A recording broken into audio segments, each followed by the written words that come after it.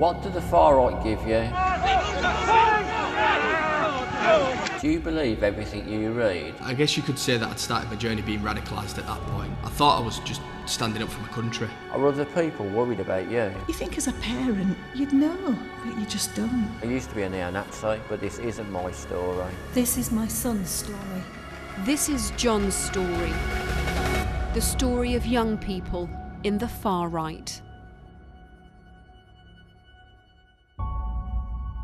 Some of what you're about to hear is not easy to listen to because it involves children being manipulated to hold abhorrent views.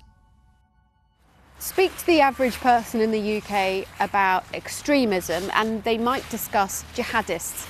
But right now, in police forces across the country, there is a rising fear about right-wing extremism and about how groups are involving children. This is John. We're using an actor to disguise his voice. Is there still a risk to you, talking publicly about the groups that you were part of? I think there is still that risk, yeah. There's always that risk element when you leave the far right and talk against them. So, yeah, that's why I'm more comfortable with being anonymous. My first memory of the far right was when I was about 14. I had a friend from school who was already in a far right group and he would show me stuff from sites on his phone. Initially, the main attraction was how patriotic they were. A lot of the people in the far right said they were standing up for soldiers in the UK, which is something that I've always felt very passionate about. But the people John met on these sites virtually groomed that initial sense of patriotism into something much more dangerous. At that point, I think the enemy in our minds was Islam, was the Muslim people. I sort of felt at the time that I was almost better than them, almost like we were worth more than them. There was one particular assistant teacher at the school who we did almost target. She had one of her parents had Pakistani heritage and she had darker skin than me and my friend in school. And we'd say things like, "You're not really British, you shouldn't be allowed a British passport, and when we get power, we're not going to allow people like you to have a job. We're going to give the jobs to white British people." And where do you think that feeling came from? Is that what you were sort of being told by what you had read, for example? Yeah, I think it really did come from reading what I did on these forums and these sites. John sunk deeper into the far right, attending demonstrations, some violent. He tried to recruit others and became known to the police, all the while viewing hours of online content every day. Far-right propaganda, some of it less extreme, some of it even more so, can be found across the internet. And a lot of this content uses the Union Jack or the St George's flag to try and manipulate this sense of patriotism. And even sites that moderate this sort of content struggle to keep up because the far right is extremely adaptable online. As soon as one account is closed, there's another with a new name ready to open. And age is no barrier to recruiters. This is our research into children referred to government counter-extremism programmes. And look at this. Since 2015, numbers linked to the far right went up more than 5 times in just 4 years, including children under the age of 10. And this is from February from a forum for an extreme far right group. "How old are you, mate?" one person asks another. 13, the child says. "I can tell. Also, you spelt fascist wrong in your name. You forgot the S. Are you willing to fight for fascism?" he goes on. "No, I'm 100%. But another young user adds, "Can you describe what fascism is?" I think the far right in Britain today, if I'm honest from my point of view, is actually its most dangerous it's ever been.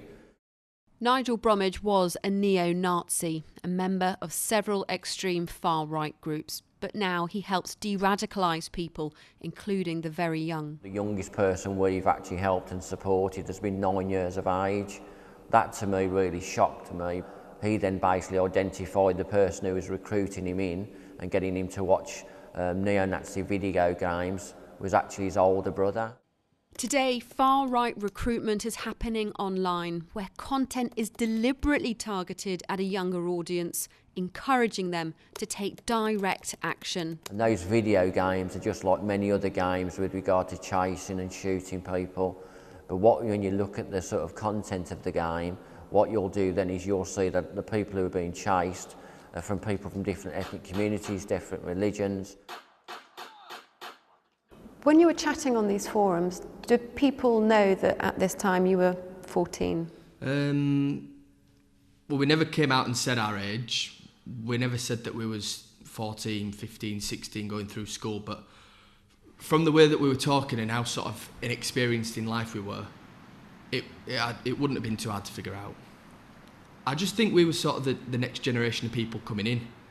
We were going to be the people that took over from them, so I think they sort of made that extra effort to make you feel welcome and make you feel sort of accepted into the group, really. When you look back on everything that you were involved in, how does it make you feel? Massively ashamed. And you can't really apologise enough for what sort of stuff you got involved with and the things you said, but yeah, just overall, just really ashamed of everything. And there is more evidence that an ideology spawned and propagated online is spilling into real life. 17-year-old Paul Dunleavy was jailed this month for preparing a terrorist act. He said his hero was Adolf Hitler. And Harry Vaughan, an A-star student from London, got a suspended sentence after posting bomb-making manuals to a neo-Nazi forum. With the far right now, there is no stereotype. We speak to everybody from working class backgrounds all the way through to people who've got professional mums and dads. Because of the internet and online accessibility, anybody now can actually succumb to the far right message.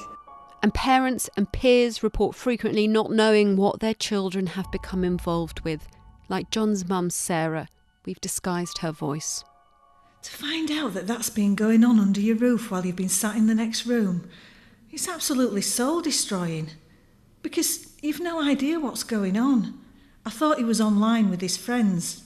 At 16, do you stand and look over the shoulder? I never thought for a second anything else was going on, because you think as a parent you'd know, but you just don't. What is it about the far right that you think is appealing to young people? It's because of that sense of belonging, really. A lot of young people want to feel like they're part of something, and that is something that the far right will offer them. At the time, I definitely remember that sense of excitement, sort of thinking that I was part of this elite organisation that not many people liked. But I always thought it's only going to be a matter of time before people realise we're actually the good people and have people start joining in, and I would just be the first one out of my friendship group to do it.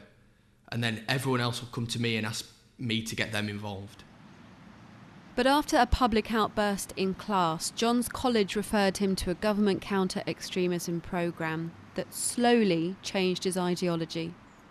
What do you think would have happened to John if he hadn't had that intervention? He would have been in prison because he was just getting more and more brazen and more daring. And he was getting deeper and deeper and wanting to impress and things like that. And I think he would have had a criminal record. His life would have been over. Do you think there would have ever been a point where you would have supported some sort of direct action, some violent action, even if you weren't involved in it personally, but do you think it could have got that extreme? I think it's very, very hard to answer that question because I was very much against that sort of extreme violence at the time. However, if I had been involved for all them extra years, there's a chance that that sort of mindset would have come to me in the end. So as much as I want to say no, it could have got to that stage.